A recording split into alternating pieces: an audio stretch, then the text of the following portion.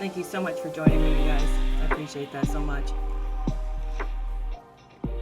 I'm in a different space. I'm in a much different space. Most of the morning I've been teary. I started out this morning, the first thing I saw was another TikToker who's been having a rough go, and she posted herself singing along with Lauren Daigle. And in fact, I can feel it already just right here. And I was very emotional as I heard the words of the song. The song that it is Rescue, and I've referenced it before in one of the other videos. Let me back up and give you a little bit of history. I come from a pretty straight-laced home. I grew up really conservative, and I was one of those kids probably would drive you nuts because I didn't do anything wrong. I walked not just at the line, I walked like 2 feet inside the line so that I would never even get close to the line. I was so anxious of making a mistake that I did everything that I could to stay far, far away. I was the epitome of the good girl. And I married a good guy, and we raised a good family. It was a decent marriage. I would say Brad was my best friend. He wasn't always a good husband, but he was a great companion, and we were best friends. When we got the diagnosis that he had small intestinal cancer, typical me, I'm a researcher first, a PhD, so I went out and started reading everything that I could on small intestinal cancer, because honestly, how many of you have known anybody in your life who's ever had a cancer like that? I never met anybody with small intestinal cancer. I knew it was really, really bad. And what I read was that it was catastrophic, that this really was the end of his life, that I was going to lose a 51, soon to be 52-year-old to cancer. And the life that I thought I was dreaming of, we were in the middle of building a home. We actually had a lot. The blueprints were finished, and I even met the appliance people picking out my appliances, knowing that I probably would never get to experience any of those appliances. That I was seeing something that was a dream that I would get to at least look at and maybe even touch, but that I would not get to live in this dream. And sure enough, that came true. I actually sold a lot, even though we had started to break ground before we even built the house. And the plans, the $7,000 plan, sat in the closet for a long time. I can't begin to describe what it was like walking out of the hospice building a widow. That I walked in with married, and I walked out 10 days later a widow. Everything I knew, just like when you become a parent, everything changes. Your relationship with work, your relationship with yourself, your relationship with your partner, your relationship with time, your relationship with money. Everything changes when you become a parent. The same thing happens when you become a widow. Everything changes. You suddenly have lots of time on your hands. You have no obligations, particularly to another person. And I became an empty nester at the same time. So my kids were gone, and my partner is gone, and I'm living in a house, and I closed my practice. So I suddenly was just adrift. So I began to really look for the next relationship, thinking that the solution of my problem was going to be in love, that I would do it better the next time. That's what I thought. I would do this better. So when I met my second husband, I really thought, I had a list, and I had been conscientious, and I really thought that I would met a really great guy. I thought that I found somebody that lines up even more closer to who I am and everything about, that I am about. And I had no idea that I had met a mask. No idea. It didn't even cross my mind. My first husband, this is the kind of guy that Brad was, my first husband. If Brad told you he was going to help you move, and who wants to help anybody move? Seriously. You have someone who loves you when they agree to offer to come help you move, especially if you got a multiple floor house. It's horrible. It's painful. But if Brad told you he was going to help you move and he got sick, he woke up throwing up that morning, he would still show up to help you move, because that's the kind of person he was. His word was his bond. It was a promise, a commitment. I knew that I had someone who had promised to have my back, promised. It never crossed my mind that the second guy wasn't like that at all, that I had met the complete antithesis of that, the complete opposite of that I had met somebody who was deceiving me. So here I am in this marriage, and I find out 2 months in that he was cheating. And I just think it's a one-off, even though I know his excuse is lame. And you know how you guys all do that. You hear a lame excuse, but you think, well, they're embarrassed. They're on the spot. And so they just threw out something stupid, because the truthful comment would have been, maybe they didn't even know what the truth is. And so they say something stupid. You don't know that the lame excuse that you hear is actually because they're conniving and this is deception. And they didn't know they'd be put on the spot, but they don't think they owe you the truth. So they're going to tell you whatever comes to mind. And that's what I got. But I didn't know that. So I throw myself in, just like I said, I was a conscientious, straight-laced person who does everything seriously. So I throw myself into rescuing him and saving him. And then it gets deeper and deeper and deeper until a year out, I am now, he is sharing the company with me. He's sharing the assets. He's living off of me. We're in another country, and I feel trapped. And I don't know what truth is. And I know people tell me, well, he's been cheating, so as a person who has spiritual beliefs, you have enough to leave. But that would be a breach to my integrity, and it would be a breach to the commit that I had made, not just to him, but I've made to God. And I'm not a person who does that. And plus, I believe in the possibility of people getting better. So maybe I'm going to walk out too soon, and it's going to be wrong. I'll make the wrong decision. Remember, I stayed far away from the lines, the coloring lines. That felt too close to a coloring line. So I was going to therapy, and while I was going to therapy, I would listen to the song written by Lauren Daigle called Rescue. And it says, "You are not hidden. There's never been a moment you were forgotten. You are not hopeless.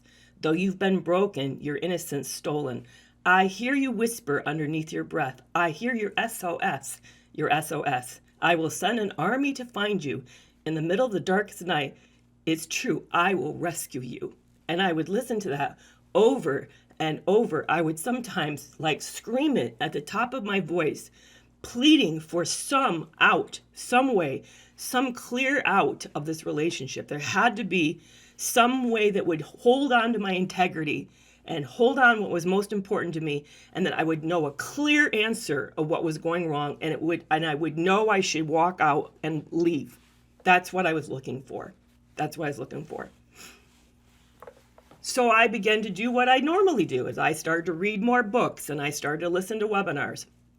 There wasn't the kind of information in 2018 that there is now. TikTok didn't exist.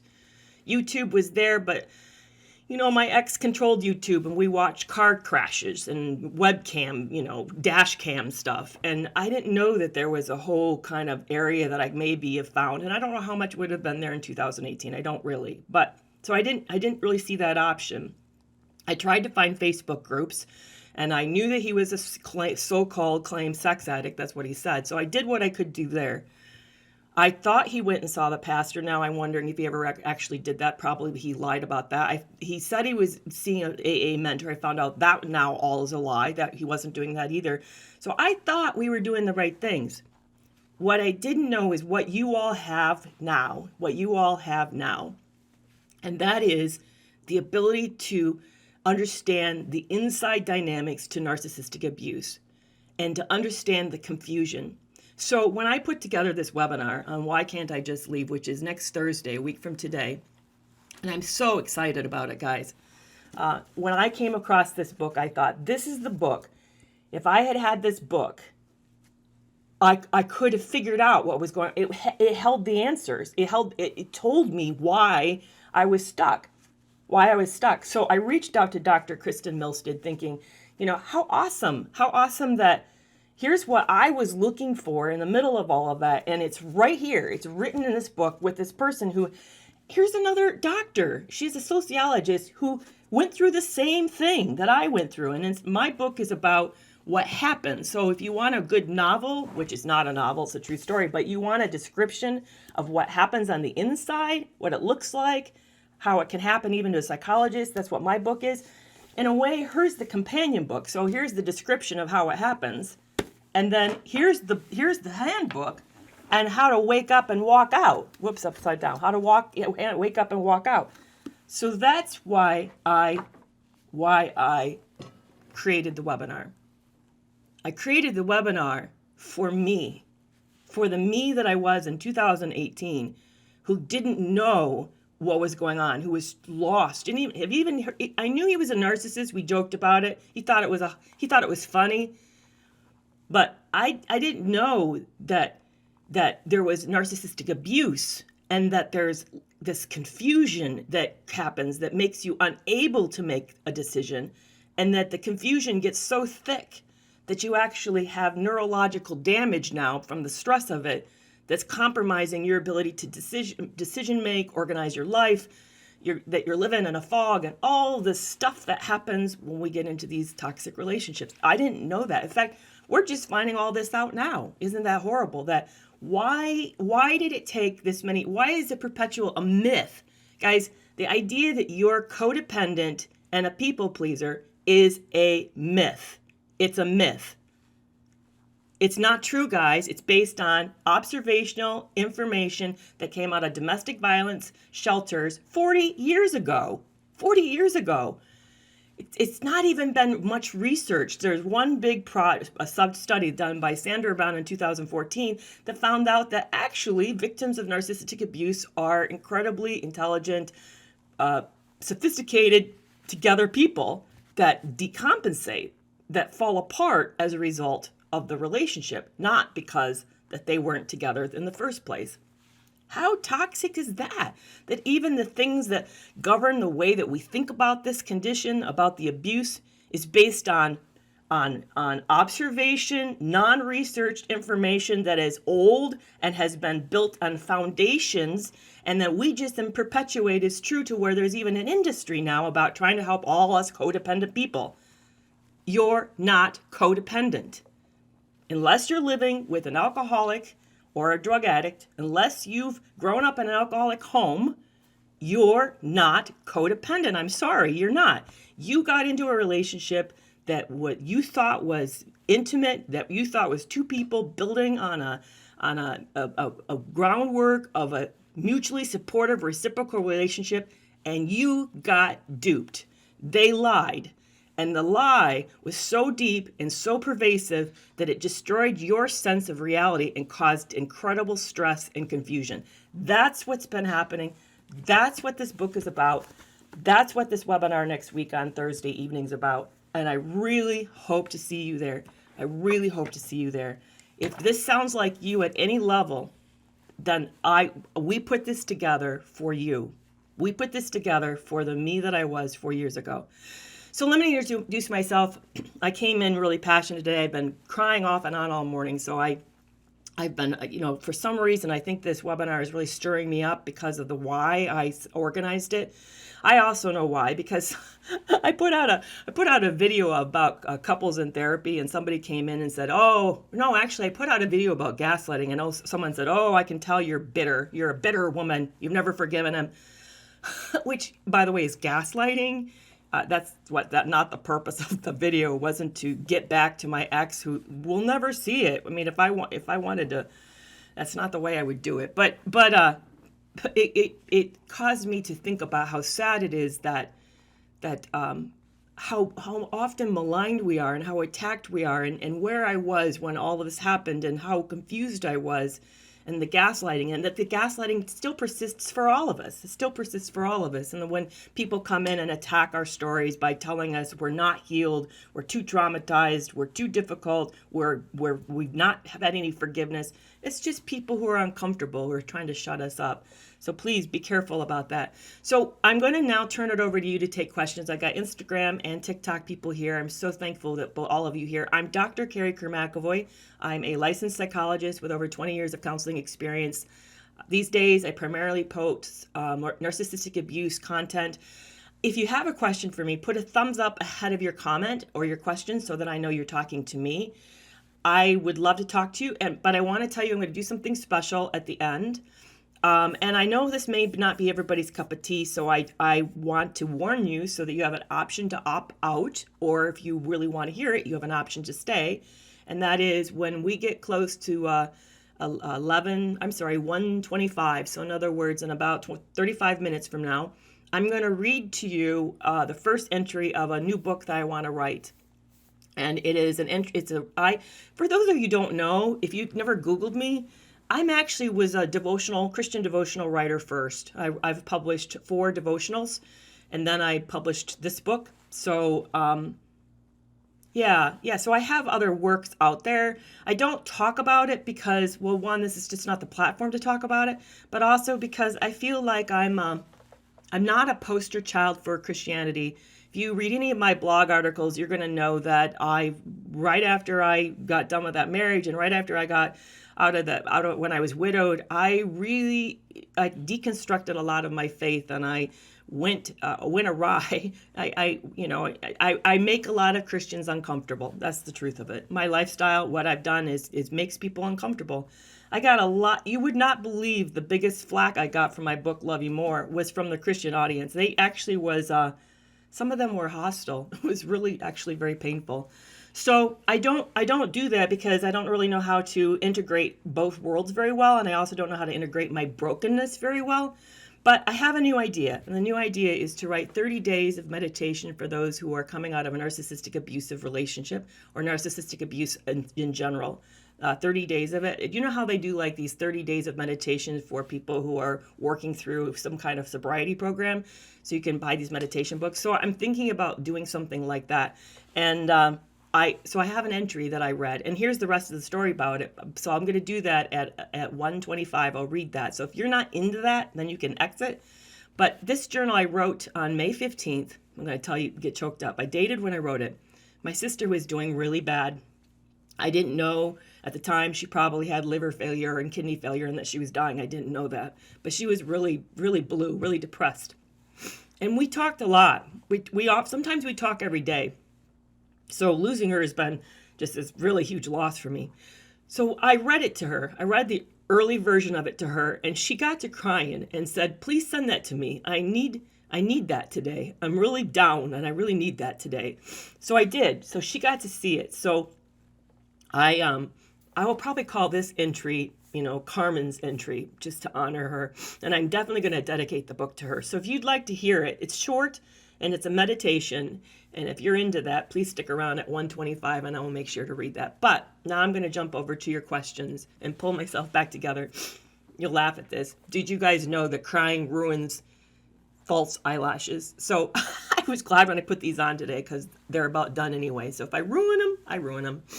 Okay, so let's go back and see how you guys are doing and what kinds of questions you may have. We have a few rules to the room, and that is please don't talk about religion. I know I'm going to today, but politics or my looks. But otherwise, we can talk about whatever you've been thinking about. So a Ribium Conjure fan page wants to know, what does she do when she has a spouse who won't stand up for her with a toxic family? That apparently she's in a narcissistic larger family, and that it's very toxic, and then whenever they have these events, that probably the pressure comes in, and I'm sure it is not in her best interest, and maybe even they attack her. And I can certainly really feel your pain on this, by the way. That happened with me as well. I didn't get support in my in-laws either. And my late husband wasn't a narcissist. He had a few traits, but he wasn't a narcissist. He didn't know how to stand up to them too. So sometimes it's not always a reflection of your partner being ill, like with a personality disorder. It may just be that they are such ingrained learned rules that it controls the dynamics, and they don't really know how to withstand that, because growing up in these situations, these unspoken rules carry huge consequences. It may have been for your partner that he would have been cut off. He may have been run down, made to be the stock joke of the family.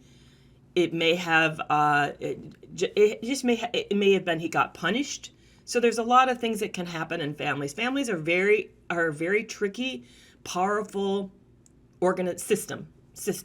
And here's a way to think about it. Just like you're a person, you're a system. The way you think and conceptualize things, you're a culture. You're a little mini culture. But in the same way, families also are living organisms, and they have a culture as well. They have a set of rules as well. And people learn how to navigate it for their own survival. That's what happens, is people learn to navigate these for their own survival. I have a feeling that's what your partner is doing. He's done that. He doesn't want to, he's in a way, he's almost stuck back at 5, and he doesn't want to have all these bad things happen. He doesn't really realize that he has you, and he has a new family, and he's got more resources, and he's not in the same stuck position that he was before. So what can you do? I think you just said to me, I saw your comment, you said to me he's not toxic. So I would talk to him about it. That might even be something you could jump into therapy and really look closer at the dynamics, at his fears about what will happen if he stands up, what he's going to lose by doing that. And then assess how realistic those fears actually are and what will happen if they happen.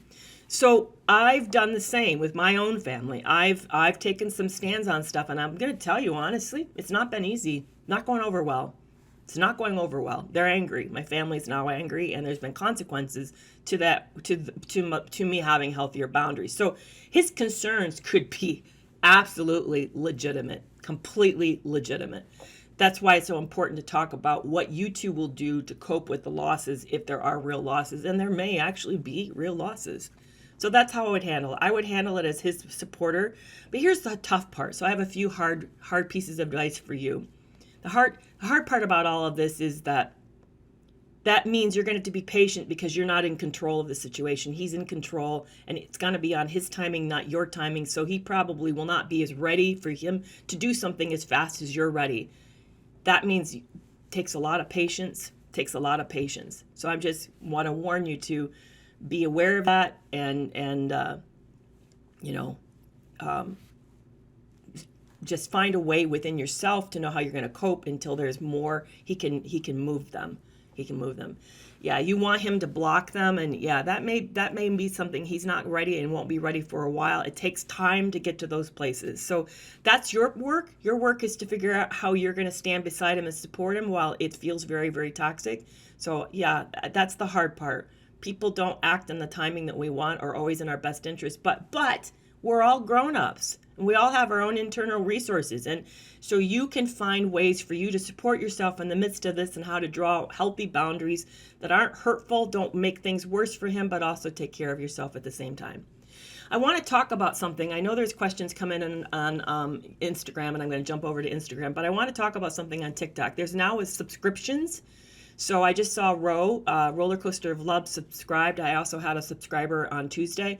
So if you subscribe to me, to this brand, to my platform, one thing I want to let you know that it's a perk. So you get special perks. One of the perks you're going to get is I'm going to dedicate a portion of one of the lives every month just to subscribers. So if you feel like you come to these, for TikTok people, I'm sorry, Instagram, there's 17 people on Instagram, but not 150, which sometimes TikTok gets up to 400 for me. So if you really want to talk and have questions and want something kind of dedicated to the issues that you're concerned about, and you feel like I just never get there because there's so many people here and it's so busy, please subscribe. That's a way for you to put yourself to the front of the line and I'm going to dedicate, I will announce it ahead so you know what live it will be, so you can make sure to be there to ask your questions and talk about the topics that are most important to you. So thank you for Roller Coaster Love for subscribing. Thank you for Tuesday's subscriber. I deeply appreciate it. It really means a lot. It touches me. It means a lot. There have been fantastic questions on TikTok that I will get back to. Somebody wanted to know, how did I get out? And you're right, I didn't tell that part of the story, so I will go back and talk. But let's go to Instagram and talk to the questions over here. Okay, so someone on Instagram wants to know, do narcissists hurt themselves, or do they just use the threat of possibly injuring them, self-injury, as a way to manipulate us? That's a good question. What's the rate of, well, I'm not supposed to say that word on TikTok, which, by the way, Instagram, that's why we use these weird code words like unalive, because there's words that are off limits because it's a younger platform and there are a lot of minors, so we have to be careful around some topics, which I know is weird. But so what's the statistics of unaliving themselves among narcissists? Is it higher than the normal stats? I don't know that off the top of my head. I would say if it's catastrophic. I do know of a few cases where that's happened, but usually it's when everything in their life has gone wrong and they've lost their reputation. They lost the very thing that defines them. There was a guy that I know in the Grand Rapids area who had a Ponzi scheme, and he got caught. And he actually was surrounded by the police, and it was a big drama, and you can actually go and find the newspaper articles about it. I think it happened like in 2012 or 13, roughly around about then. It had to do with computers. He was selling computer parts. He actually did it. I would say he was a full-blown destructive narcissist, and he did do that. But he didn't use it he was hoping to manipulate the police with it, but he was also kind of at the end of himself, and that's when he used it. But more often, and this is what happens to victims, they end up thinking, I can't leave because every time I think of leaving, then they threaten they're going to hurt themselves. And so, what am I supposed to do because I don't want a person to hurt themselves? Most often, that actually is manipulation. And so let's stand back and take a real kind of objective look at this whole thing. If someone is threatening to do that to themselves, you have options. You call 911. You have them assessed. They can always bring the police, the sheriff, or whomever. Now, I know I'm going to hear people who say, yes, that's not safe, and the police officers aren't any better. I get that, but what I'm saying is there's a system you can activate. You can activate this system. You don't need to be the reason that they're alive. There are built-in societal protections for all of us, and you can activate and use those ways as a way to keep yourself safe. It is a great card to play when you have a conscientious, sweet person who's empathic, and it does hook us well. It's a really good hook. So, but that's not your role. No one should be only living because you're in their life. That's not enough reason. It's just it's very manipulative, very manipulative. So don't be controlled by it. I would really urge you to plan, know who to call, know who the psychiatric facility is in your town, know how, think about the ER, think about all those systems and make sure that you know how to activate them. Somebody asked, how do you get the tickets to the webinar? It's in a link in my bio. So if you go to the Linktree link, it's right there in my bio. And somebody else wanted to know, how did I leave? Because they start telling you about how desperate I got. So how did I get out? Well, here's the interesting part. And here again, you'd think, she's a psychologist. She knows shit, right? She should know shit. She helps people with problems. I couldn't see a way out. I think part of it was because I loved him. I wanted the love. I kept seeing his potential. And that little boy in him that was wounded really broke my heart, and I identified with him a lot. I talk about in the back end of my book how he accidentally, my unconscious mind was connected him to some of my early trauma around my family and my sisters. And I saw him in that. I saw that part of him, and I had made a vow to my family members, my little sisters, when they were getting abused, that I would not abandon them if I had ever had a chance to stand up for them again in life. And I saw him like an extension of that. So my own history was working against me to get out. So I remember real clearly that I was having this fight with myself, and I'm sure anybody who's trapped in cognitive dissonance can relate to this battle where you go back with, what's wrong with me? I'm so crazy. Why can't I do something? So I was having this fight with myself. Why don't you leave? He's not nice. He's abusive. It's crazy. He's probably cheating again. Why are you staying? Why are you staying? And he had just gotten ruthless with me, the worst I'd ever seen it. What's interesting, by the way, he never laid a hand on me, and he never used a bad word. Well, once he used a bad word. But normally he never called me names. But he would get so nasty. It's amazing how you can just tear a person to pieces without ever calling them a name. And he just got done doing that. And I looked out at the ocean and the way that it was wearing away the cliffs, and I thought, that's what he's doing to you. He's destroying you. Look what the water has done. The water, years of the water beating away at this volcanic rock. Look what it's done to it. His words are beating away at you, and look what it's going to do to you. It's going to do this to you. It's going to damage you like this. And I thought, he's never really loved me, and I would never be okay with one of my sons being treated like this. Just never. And something inside me shifted. as I had that conversation with myself, putting it on the plane of this wouldn't be okay for anyone else, then why are you the exception? Are you saying that it's okay? And you staying is saying that it's going to be okay. But it wasn't like I then just stood up and walked out. I didn't. But within hours of that conversation I had with myself, I got a phone call from one of my kids. It was really unusual. I knew that my kids, something was up.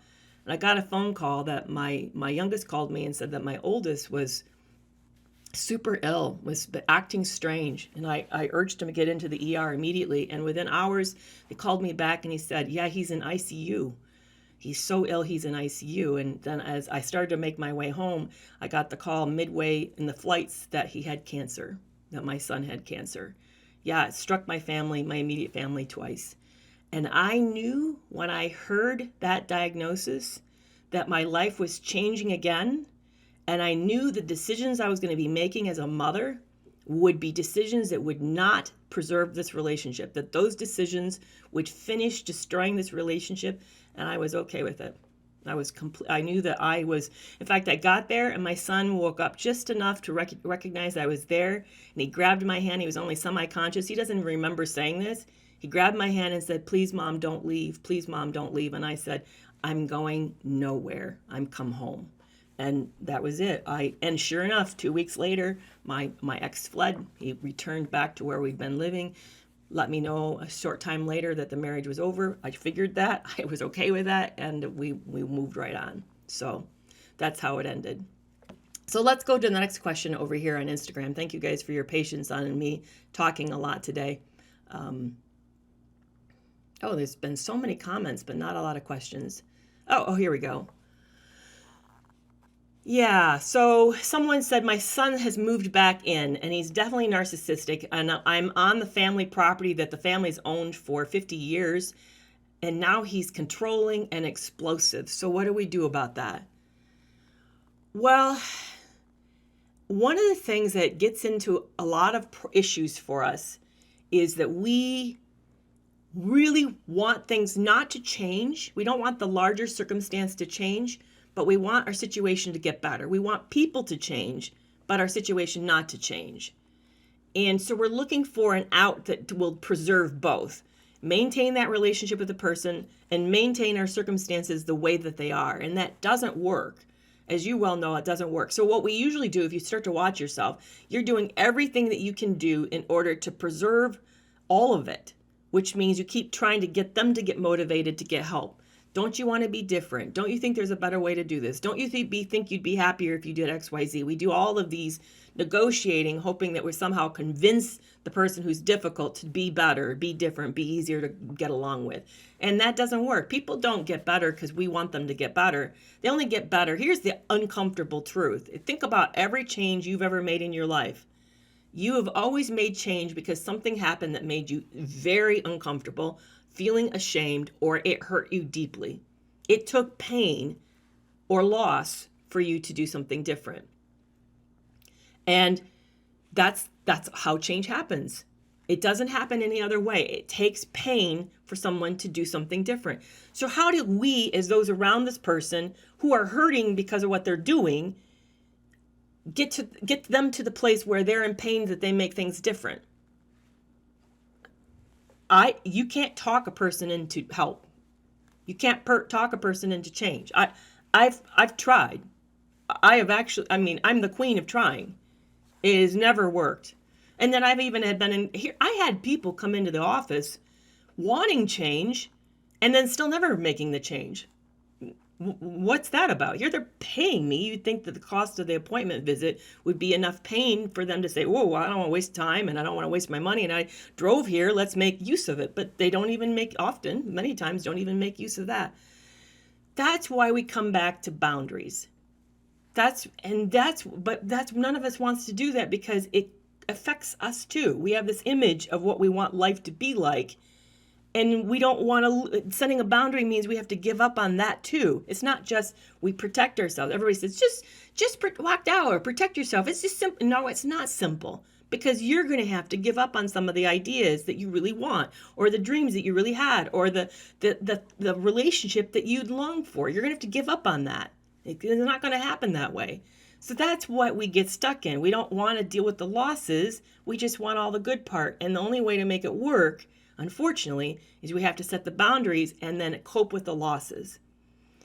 So if this was me, and it's not me, and I'm not you, and I'm not living on a property that I've had for 50 years, and I don't have the family that you have, so I can't put myself in your position. But I can tell you some things that I would be thinking about. This is an adult child who's moved back in. He doesn't need to be living there. He's an adult child. He doesn't need to be living there. I know that then blows apart your hope of having a family together. And maybe there's things that you're relying on. Maybe he's practically helping out. But he doesn't have to be there. I would definitely be thinking about what I'm going to do when things get explosive and tense. I would have a plan that I would talk out with the other members of the family. When he starts to do this, I'm leaving the room, or I'm stop commenting, or I'm going to ask, I would make sure that you do things that you can actually carry out. Do never make an idle threat. Never. Not especially with, I bumped that.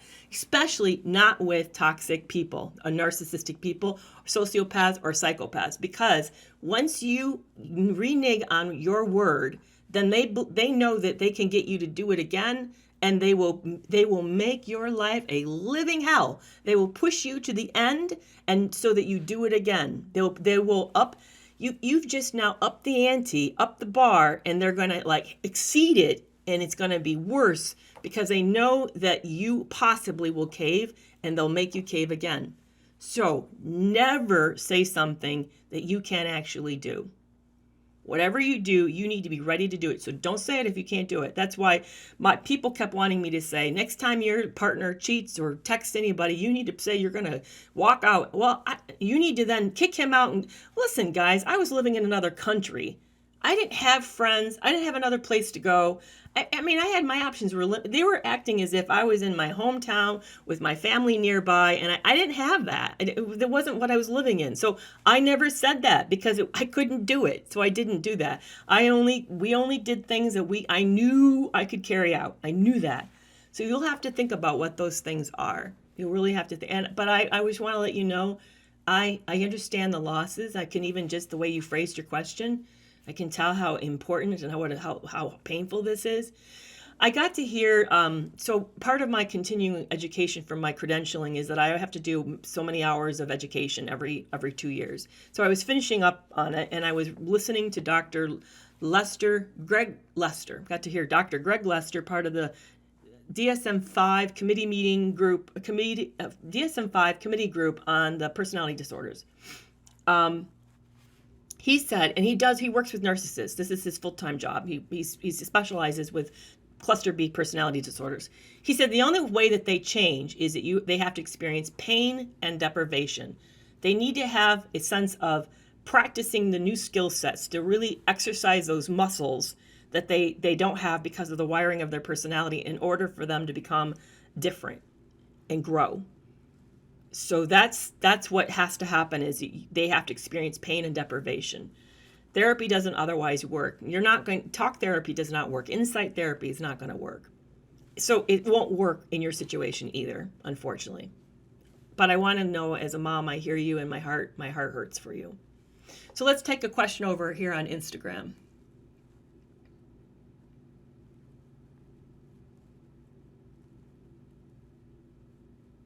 Somebody wants to know, and this comes up a lot,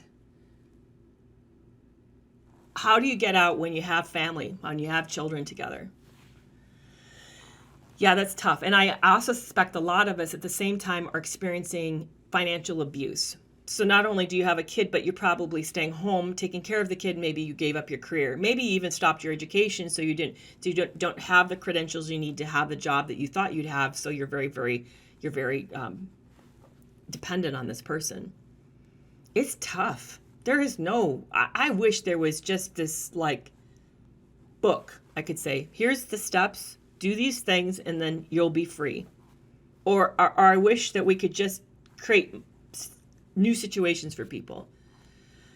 When I watched the show on Netflix, Made, what I liked about it was how realistic it was. It was disturbing, uncomfortable, but realistic. It's hard work to get out. You have to get creative about how you're going to financially support yourself. You're going to have to know that you're going to be partnering with this person around the children for the rest of their lives unless they just back up and disappear. They may or may not.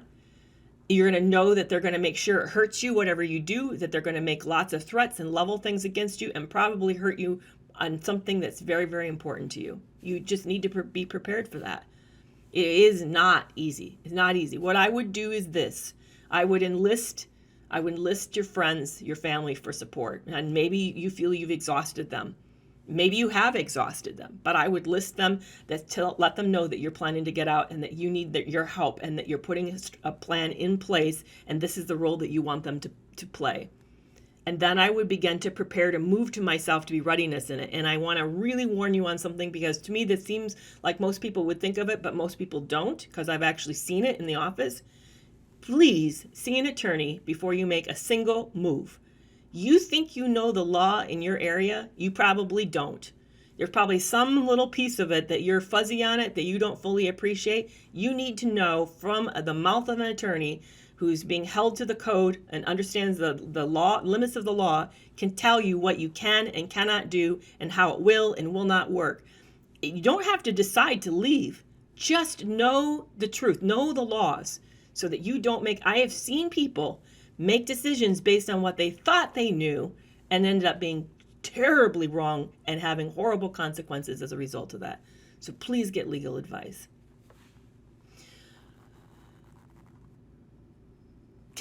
Are all abusers narcissistic? No. Lundy Bancroft talks about in his book, I'm looking for it, and I don't see it right here where I can grab it. Lundy Bancroft, in his book, Why Does He Do That? And he's talking about male abusers. He's not talking about men and women. He was actually interviewed criminals and criminal populations. So he's looking at the worst population, and he did an assessment of what dynamics actually went into making somebody abusive. It's interesting. He said, I think his statistics are roughly half or so are narcissistic or have a cluster B personality, but the other half do not actually technically qualify. But what he said was uniform among all abusers, and I thought this was interesting, that all of them have some qualities, because then he turns around and describes narcissistic traits. He says they're not narcissists, and then he says, but they have this narcissistic trait, and the trait is this. All of them think that they are entitled to the world the way that they want to define it. So that they don't really see you as an individual, that your rights to breathe, take up space, have dreams, want what you want, upset them, that you don't have a right to upset them.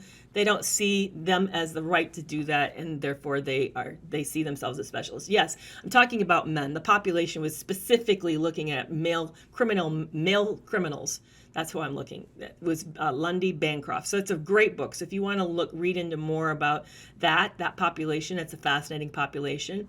I also heard this comment came up here, and comment came up on one of my videos. Why all the discussion about narcissism? And are we kind of over exaggerating it? Is it really that big of a problem? Why, how come we're focusing on it? Here's the thought, and I actually heard a researcher say this, so I feel comfortable repeating her words. She says there's millions and millions of narcissistic victims. There's millions of us. Why? So the stats are supposedly, if you believe them, 0.5 to 1% of the population are narcissistic. That means roughly 1 out of 100 people. First of all, that's wrong. It's a skewed. You have to know how the stats are collected. We collect the stats based upon those who make it into the office who get diagnosed. By the way, as a clinician, I'm going to tell you, we don't diagnose narcissists in the office. We don't. It's not you don't get paid for it. There's no I bet you guys don't know that. So how reimbursement works in the office is that you have to have a mental health condition. That's depression, bipolar disorder, anxiety, PTSD. You have to have a condition to get reimbursed for a problem. There's no reimbursement for personality disorders. So we don't code. Why code? It's a waste of time.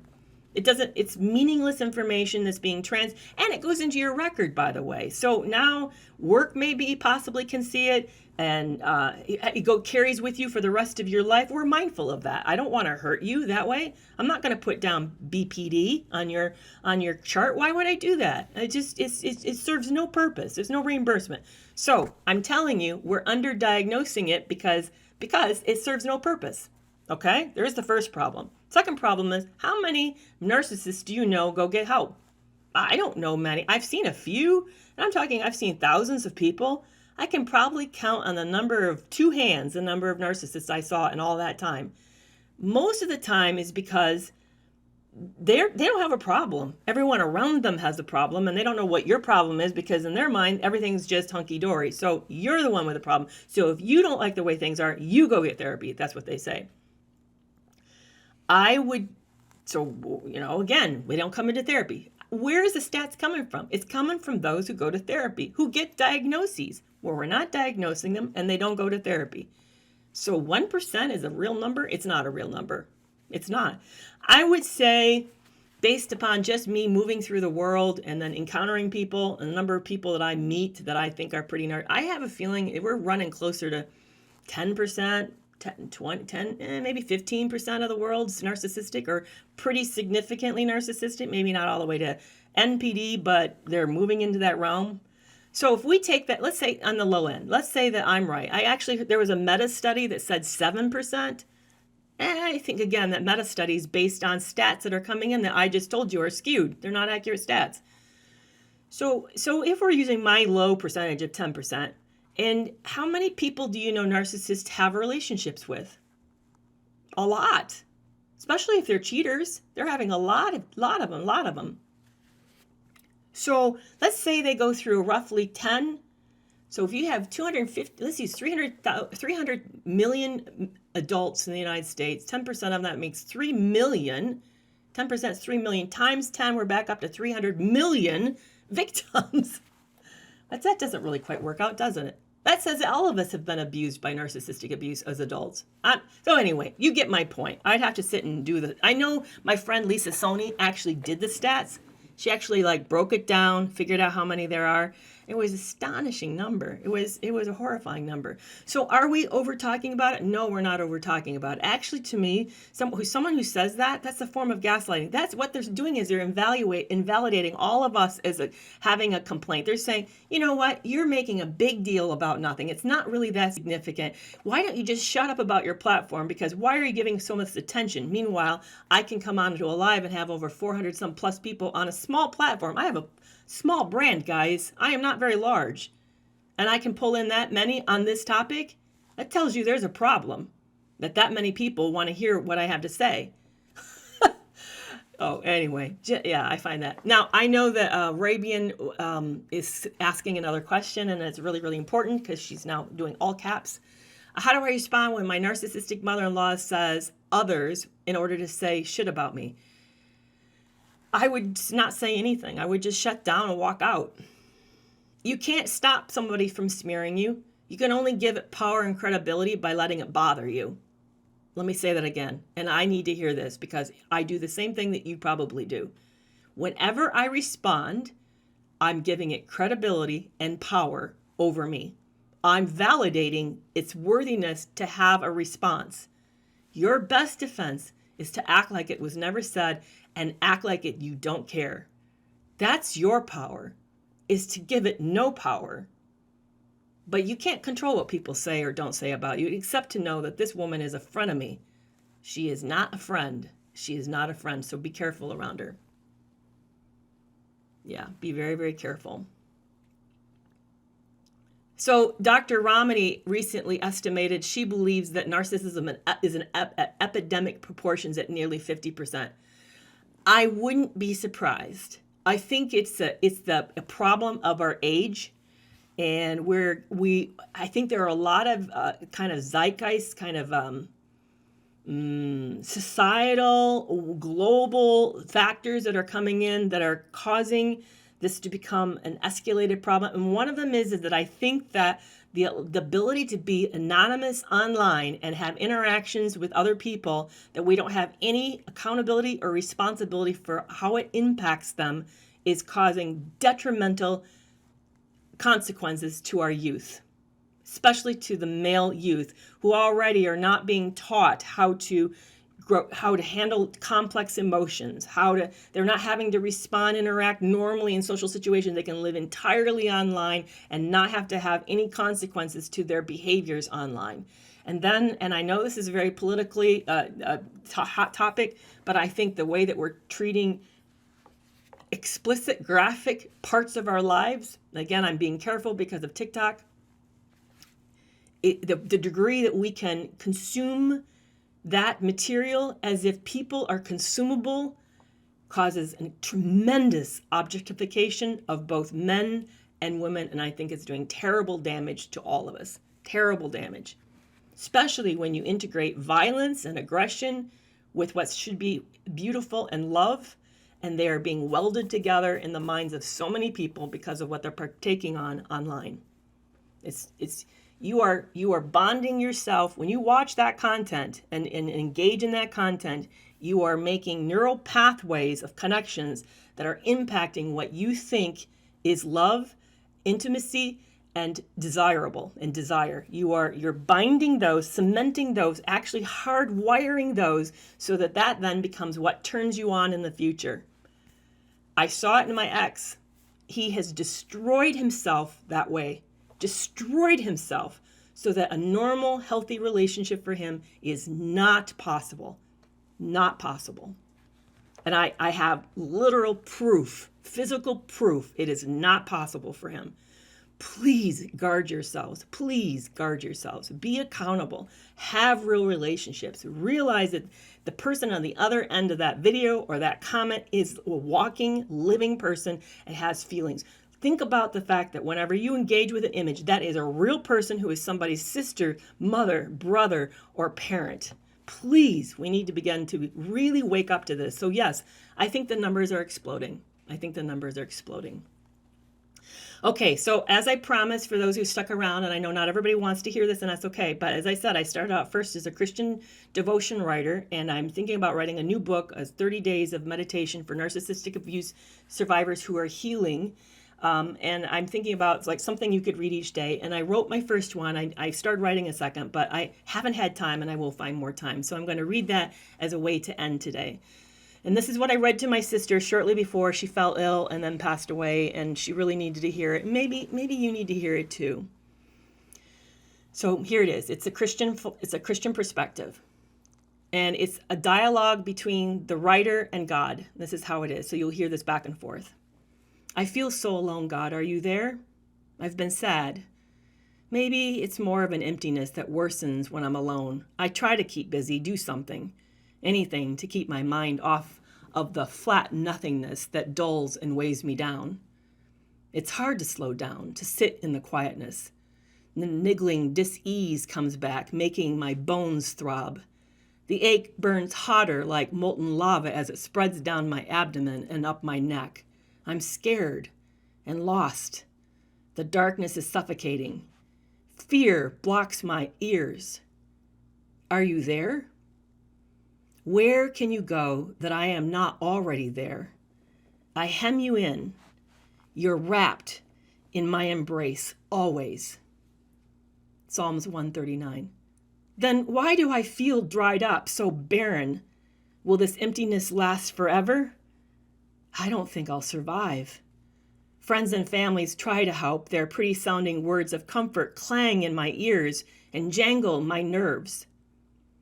When you grow weary or faint, it is my strength that bears you up. Those who turn to me, I will carry on my back, and we will soar like eagles. Isaiah 40. Lord, I'm already faint, and I've nearly passed out from weariness. Where is this comfort you promised? Where are your strong, warm arms? Carry me. Oh, please don't leave me alone. And I'm out here. Squeeze me tight and don't let go. Can you hear my voice? Draw strength from it. I won't ever leave or turn my back on you. I got you. Deuteronomy 31. Where you are going through, what you're going through right now is Satan's testing, but it won't last. There's an ending. Hold on tight. I won't let go. Revelations 2. I see your pain, your stress. I'm close. 2 Corinthians 2. You're here? Yes, I'm here. I've always been and will always be. I am the beginning and the end. I am. Revelations 21. Thank you so much, guys, for joining me today. I will be back on Tuesday at 12:30, and I will be live on both platforms, and it means so much that you're here and hanging out with me. Thank you for those who've become subscribers today. I really appreciate it, and I will see you. Have a good weekend. Bye-bye.